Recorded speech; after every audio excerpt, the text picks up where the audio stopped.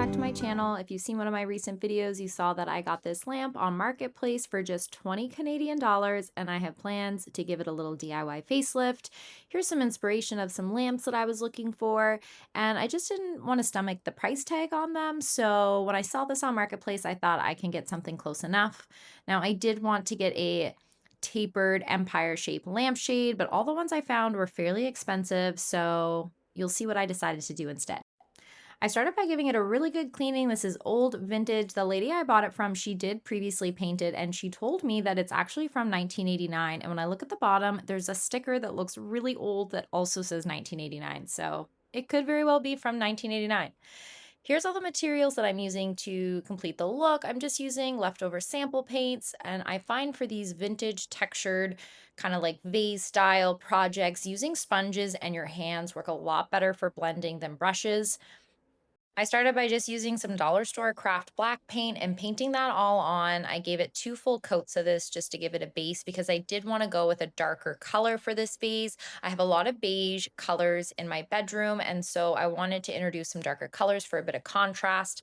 Originally, I wanted this to be in my dining room, but it's actually too big for the credenza that I have there. It just kind of eats up the top of it with the record player. So I decided I'm going to put this in my bedroom for now. At this point, my husband does not love this vase. I told him to give it a rating on a scale of 10, and he originally told me it started out as a 2. Once I got this one layer of black paint on, he told me it went down to a 1. But once I got the second layer of black paint on, he told me that it went up to a 3. So we'll see. Once the 2 layers were dried, I went in with a sponge with a lighter beige color, and I also used a mocha brown as well. And I just kept layering and layering and layering and mixing in baking soda to add even more texture to it.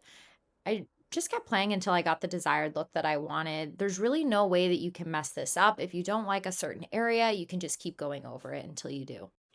I mentioned that I couldn't find a lampshade that I liked for a decent price, so as a temporary fix, I decided to spray paint it. I had this Rust-Oleum paint and primer in this soft beige color because I just found this lampshade was too white. It was like a whiteout white, and now that I was painting the base black, it was just too stark of a contrast.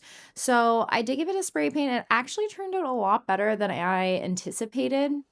I just grabbed this old jug of something in my garage and laid the lampshade right on top of it so that none of the pieces were touching the ground so I could spray all around it without any issues, and this worked really well. And I always recommend when you're spray painting anything, start spraying off to the side and then point it at the subject that you're painting. That way it doesn't get blasted really aggressively at first with too much paint. So I always start by kind of spraying on the garbage bag and then working my way up to the lampshade.